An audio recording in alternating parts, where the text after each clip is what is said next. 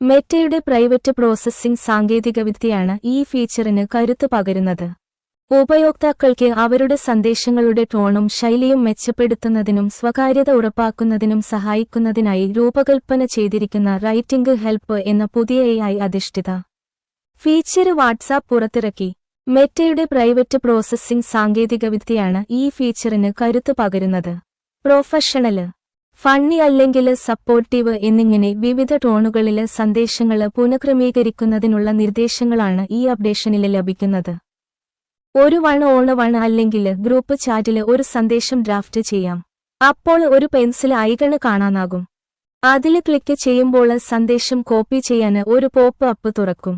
നിങ്ങൾക്ക് നിർദ്ദേശങ്ങളില് ഒന്ന് തിരഞ്ഞെടുക്കാം.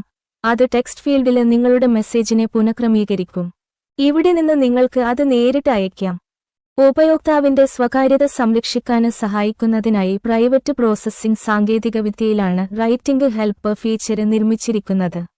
വാട്സാപ്പിനോ മെറ്റയ്ക്കോ യഥാർത്ഥ സന്ദേശമോ AI സൃഷ്ടിച്ച നിർദ്ദേശങ്ങളോ പോലും വായിക്കാന് കഴിയില്ലെന്ന് ഇത് ഉറപ്പാക്കുന്നു.